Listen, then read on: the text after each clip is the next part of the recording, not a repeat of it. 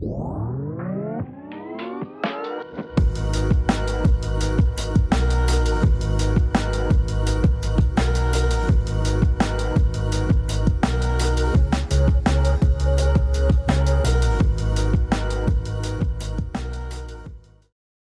guys, welcome back to the Slipstream where we talk everything about motorsport. I'm Ash. I'm Trey. I'm Sachet. And today we're getting into IndyCar. This is a new format that we really haven't talked about on this podcast yet, so I'm really excited to get into it.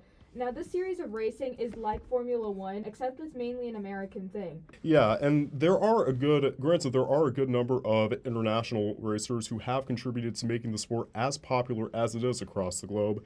You have longtime racers like Alex Rosenqvist and Scott Dixon, and you also have a couple of Formula Motorsport transferees like Marcus Ericsson and Romain Grosjean, who's going to be one of our main talking points of today. Yes. But before we get into all of that and whatever IndyCar is all about, such as you want to break it down what the season by season format is? Of course. So a normal IndyCar season has 17 races with 3 types of circuits. You have your oval courses, you have your street courses, and you got your road courses. And there are a total of 12 teams with 2 to 3 drivers in each one. So it's safe to say that IndyCar is pretty congested. Congested indeed, and the teams go as follows: AJ Foyt Racing, Andretti, Aero McLaren, Ganassi Racing, Dale Coyne Racing, Kuzik Sports, ECR Carpenter Racing, Junkos Hollinger Racing, I hope I'm pronouncing that correctly, Meyer Shank Racing, Prema, not to be confused with F2 and F3 Prema, Rahael Letterman Racing, and Team Penske. Now, as you can tell by all of these team names, a lot of them were either founded or created under the guise of one person, which I think makes this league of sports so uniquely competitive. Oh, absolutely. I mean, you have Kuzik Sports and Foyt Enterprises who have claimed multiple victories at some of the big name the big name races like the Indy 500 in Indianapolis. And looking at the Rahal Letterman racing team, do you want to name the drivers that have been signed over the decades? Yes, so Letterman has signed Bobby Rahal, Brian Herta, who's the father of Colton Herta, if you've heard of him before, Max Papis, Jimmy Vassar, Michael Jourdain Jr., Kenny Brack, Ryan Hunter-Reay, Vidor Merriam, Danica Patrick, who we all should know who she is. Come on now. Buddy Rice, Scott Sharp, Oriol Servia, and Takuma Sato, who's a former Formula One motorsport transferee. So all of these teams are seasoned, accomplished, and make way for close action racing pretty much every single time. And this is one of the elements that I believe separates IndyCar from Formula One, despite being so similar on the whole scale. And Sachin and I are going to break down some of the more key differences, just so you get an idea of IndyCar versus Formula One. Indeed we will. So to put things into perspective, Alera supplies IndyCar teams with their season chassis, while the F1 teams make their own in accordance with the FIA rulebook and their own regulations. IndyCar also has 75% of the horsepower of F1 cars, a 2.2-liter hybrid engine, since they race for longer periods, and use Firestone tires instead of the Pirelli tires that are known to F1 teams. However, that doesn't mean that IndyCar is not as powerful as Formula One, since the cars can reach higher max cornering speeds. That's right. IndyCar is notoriously known for reaching speeds roughly about 5 to 10 kilometers faster than F1 cars, especially on the oval tracks, and they typically have a higher acceleration speed when it comes to certain elements on track, like cornering exits and even some chicanes. Hairpins, it's a bit debatable, but you get the idea. Right. So, basically, I just want to talk about what we like best about the sport. So, personally, what I like best about IndyCar is that it's a kind of a mix of different racing formats, and it's the fact that it's a little mix of NASCAR and Formula One, as you take the kind of car structure a Formula One car has, but put it in NASCAR type racing rules and that kind of format. Yeah, I mean, for me personally, I like how the cars, from the tires to the chassis, are so versatile that they're able to race on different types of tracks: street, oval, multi-use, a combination of street and track, kind of like we see at Circuit Gilles Villeneuve in Formula One Canada. And I feel like that is what makes way for such competitive racing and unpredictable conditions. The rain, I'm not such a huge fan of when it comes to IndyCar because it feels like everyone just slides off and goes to beginner mode. Yeah. What about you, Sachi? Yeah, personally, I like its exclusivity in the fact that, as we've talked about, they have a combination of many different things, from like the car structure and them having like a NASCAR F1 type of, format, as well as, them being incredibly versatile. I agree with those points, but I feel like all these sorts of factors and the fact that they are a hodgepodge of many different things, from, racing types to, car structure and how they race, it does give the league a unique voice of its own. And let's not forget some of the top named drivers that we will get into later in this episode. Definitely. Yeah, but getting into the point system right now, out of the 32 or 33 drivers that compete, the top 12 score points in qualifying, 12 for pole position and 1 point for P12. And going into the actual racing format, every single driver actually has the opportunity to score points no matter where they finish, as long as they see out the checkered flag. First place, you get 50 points. Second, you get 40. Third, you get 35. Fourth, you get 32. And to finish off the top 5, you get 30 points. And even the drivers that finish at the rear end of the field, from 25th to 32nd or 33rd, depending on how many drivers there are in the season, they get 5 points themselves. So it's very safe to say that it is a very opportunist format. Yeah, and this is not only a close competition league of motorsport, but a very opportunistic one, given the fact that there are a number of drivers over the years who've taken the opportunity to dominate IndyCar. And one of those drivers is actually 4-time champion Alex Palou, who we consider kind of like the Max Verstappen of IndyCar. Well, I don't know if you guys, but I consider him. And he has never finished below the top 5 since last decade. And keep in mind, he's only been in IndyCar for about 5 to 10 years, so he has quite a good history about him. And then there's also a couple of consistent front runners like Pato O'Ward, who I think you said, Ash, was your favorite driver in IndyCar. And he nearly won the Indy 500 last year, but just locks out to the likes of Alex Palou, and even Scott Dixon was pretty good in that race. But let's just talk about how close Pato O'Ward was to winning this race, and how it wasn't even the last lap or the last corner. It was literally the last straightaway that he, fell off a bit with his momentum, and then Alex Palou saw the opportunity and he swept around the outside, and I think he beat O'Ward by about, a quarter of a second? Yeah, it was something like that, something close to that. Yeah. And I actually saw that last straightaway. It was very, exhilarating to watch, and I really wanted Potter to win. He's like he is my favorite driver in IndyCar. But you can't deny that Alex Palou has had a very consistent performance in the last Indy 500 season, and he totally deserved that win. I mean, so did Pato, but it was. I'm just thinking, like, the last, poor guy. the last second, yeah. I personally would have crashed the hell out. Like, oh yeah, he would. No, he was like, he kind of crashed out, but he was mostly crying. I'm just like, bro, he needs a huge hug. He needs a huge hug right now. Yeah, that was definitely devastating. But yeah, I definitely feel it that Pato's gonna try to win the next season. Yeah. Yeah. It's just he just keep pushing and pushing.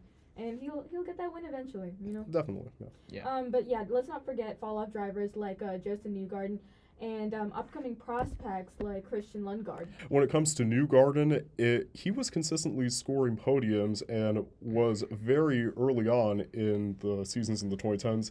He was a pretty early on championship contender back then, but as he got older, as we see with a lot of drivers who age, he seemed to have lost his spark as the years went on, which is really unfortunate if you think about it. And yeah, meanwhile, Lundgaard, who Trey has his doubts about, has been performing relatively well in the Aero McLaren and just topped off his best season last year in 5th place in the drivers' ranking. So when all said and done, let's just say that age hit these drivers a lot harder than it really should have. Yeah, and I mean, going back to Ash's point about how I had my doubts with Lundgaard, I mean, I honestly did. He wasn't, as popular of a name in this league of motorsport. He was kind of given a purple edit early on in his junior years, and I felt like he wouldn't be able to capitalize on that because he wasn't getting the attention, but he seems to be the type of driver who just puts his head down, races, and does what he needs to do, so it puts my statement to shame. Yeah, well, he only got one pole position, but he was consistent enough to finish that high. So the Danish driver is someone to definitely look out for this season as a, consistent performer. Yeah, so he's definitely one of the fan favorites, but when it comes to our personal favorite drivers, I know you said Pato O'Ward. Any specific reason as to why, or? I feel like his contribution to the team has been such that I think equivalent to kind of Alex Albon with Williams. The consistent pushing from Pato, not only Pato, only the other Aero McLaren drivers, they've just really progressed the team so far in IndyCar. So I definitely think they deserve the wins that they have and will continue to get, Yeah. I personally would say, even though he doesn't have the best record as of right now, Marcus Ericsson, because even though he was given a lot of princess treatment at Sauber, underperforming in comparison to his teammates, yet still somehow retaining his seat, it subjects him to a lot of scrutiny and a lot of public backlash. And even then, he, still stayed relatively humble on the media. He didn't get into any big controversies. And then he kept that personality going in IndyCar, and he found his footing almost immediately. And, he's also Scandinavian, so he's he's chill like that. He's chill like that. What about you, Saj? I know that, we don't catch up with IndyCar a lot, but... Yeah, I mean, I do pop in from time to time on IndyCar, though a driver that has stuck with me personally is Joseph Newgarden.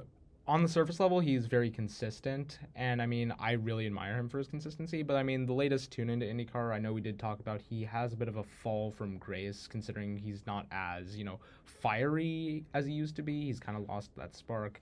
And I mean, I can kind of understand, because as I've mentioned before, age hit these drivers like a ton of bricks, and it seems like Newgarden has just bared the brunt of that. So, I mean, I have confidence that he'll bounce back, though. So, given that he has been consistent, it's just a matter of, adapting to your age and just moving forward from there. Yeah, I mean, age is definitely an adaptation in these drivers, and, it takes time, but...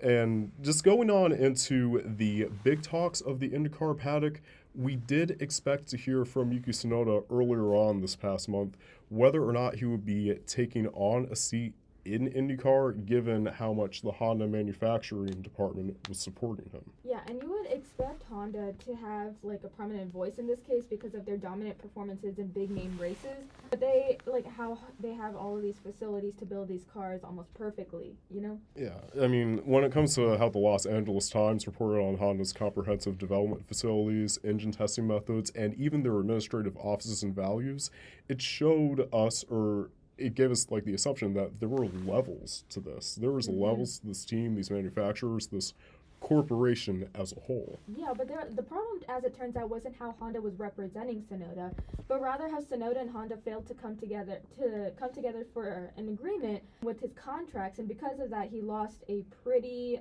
crucial chance to race with Dale Coyne Racing in the upcoming season. To get this, Romain Grosjean. What an unexpected media rivalry we have going on here between the two, especially considering all the shenanigans and drama we've seen with the rivalries in F1. And oh my god, it is so ironic. And it's really unexpected. How would you expect two drivers like these who really don't know much about each other to clash in this kind of unintentional way? But anyway, I guess they had good reason to put Grosjean in the car instead of Tsunoda, because Grosjean has the prior experiences. He knows the technicalities of IndyCar. And, I mean, when it comes to what some of these sources have been saying about him, Grosjean has been in advanced negotiations with the team for that last seat for the past few months. So this was during the time when Tsunoda was falling off and he was doubting whether or not his contract with Red Bull would stay. He knows the tracks well, raced on ovals. This is from Motorsport Clicks, which I highly recommend if you want to get your latest news. This is not an advertisement. But, yeah, I mean... Yeah, it's Grosjean and Tsunoda, that's an unlikely combo that, I wouldn't really have expected at all to be, top contenders for that IndyCar spot, And especially, how in terms of talent levels, they were relatively similar. Yes, but they have similar stats. And they were treated in a pretty similar way as well. They were kind of like the appendix of not just their teams, but their departments as well. While Magnussen was pretty dominant in the Haas and carrying the team on his shoulders, almost to the point where he got offered a seat for Ferrari in 2019. But of course, Leclerc was there, and they couldn't pass up on Leclerc. And then you have Max Verstappen, who obviously is a top 3 greatest F1 driver of all time, in my opinion. But yeah, I mean, it's only appropriate that we compare their stats in F1, and we are going to go with their best seasons. Yeah, so well, starting off with Tsunoda, even though last season was his best in terms of points, where he scored 33. I'd argue his rookie season in 2021 was far more consistent and, showy. It was gaudy. It was, quite elaborate in the way that rookies kind of do sometimes, and you can see that Antonelli and Hadjar, they absolutely showed up. This is absolutely, consistent with the, kind of performance rookies got going on in their first years, so that they have to prove to their team that they are a valuable team player. Exactly. I mean, he of course showed up on his debut race by finishing in P9 and scoring 2 points in Bahrain, and then he followed up with more point scoring occasions in Azerbaijan, thanks to Hamilton and Verstappen completely binning it. Britain and Austria and the United States, which would become a bit of a signature track for him in terms of his, comeback races. Comeback races and points. Yeah, in 2022 and 23. So, yeah, he finished that season just in the midfield in P14 with 32 points. And his best finish of that season in his F1 career came at the season finale in Abu Dhabi, where he scored P4 just off the podium. And let's look at Romain Grosjean's 2018 season in Haas, because the VF18 and the AT02 have very comparable stats, and they have very comparable configurations. And Sach, you can start us off this time. Absolutely. So Grosjean got off to a very slow start by DNFing in 3 of the first 5 races of 2018, mostly due to his own fault.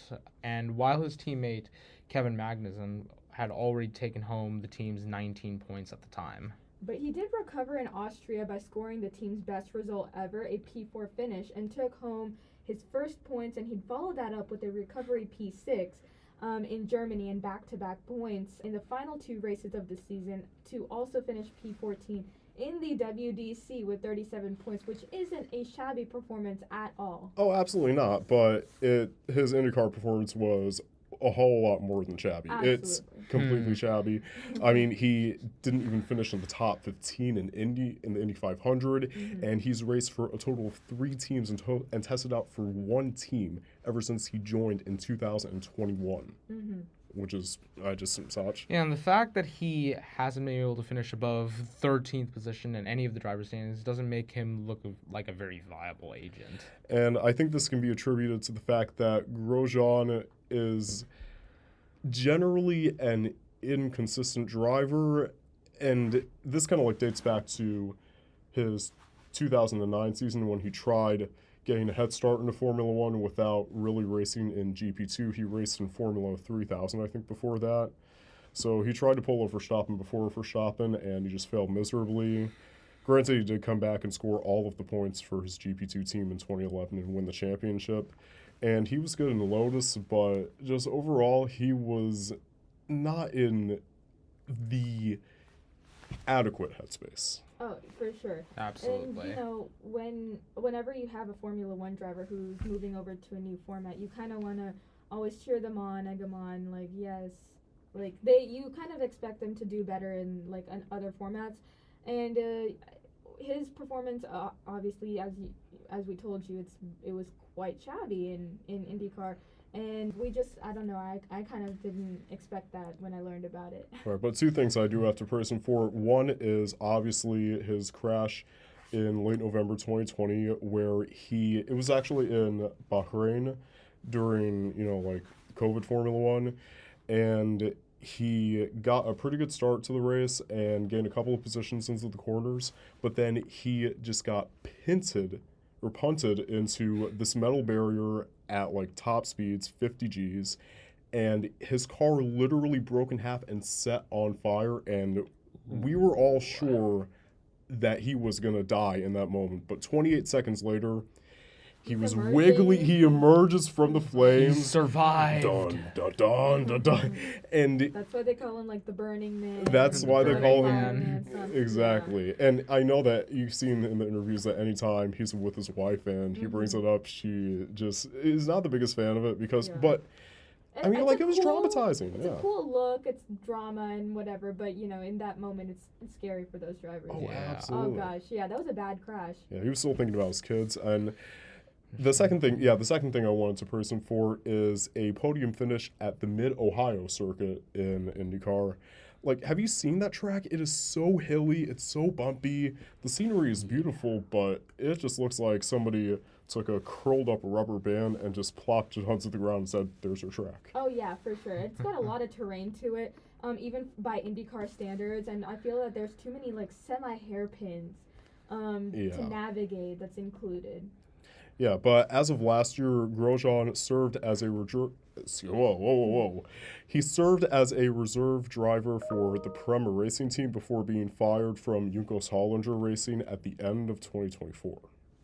Yeah, though in a recent interview with Marshall Pruitt in the IMSA paddock, Grosjean hinted at his age being an overlying factor at gaining his confidence in motorsport. That's the beauty of being 40 years old, he says, having done 20 plus years of racing, but I know that if I do it fully. I do it 100% as Romain Grosjean will always do things. Yeah, that's exactly what he said. So Yeah, he has his, own kind of segment, his own kind of style. So we'll just have to see whether or not the man who walked out of fire still has that fire in him to perform well, but only if he lands the seat. So Right. time Only will time will tell. tell. Absolutely, time will tell. And I think that's gonna just about do it for our episode today. Thank you so much for tuning in. Tell us what you want us to do with IndyCar more. If you want us to do it more, want us to do it less in the comments below. Make sure you subscribe to our YouTube channel, click down below, and make sure you also follow us on Spotify and on Instagram. Those links will be down below too. And for that, I'm Trey, I'm Ash. I'm Sachet. and we will see you guys next time. Peace out. See ya. Bye-bye.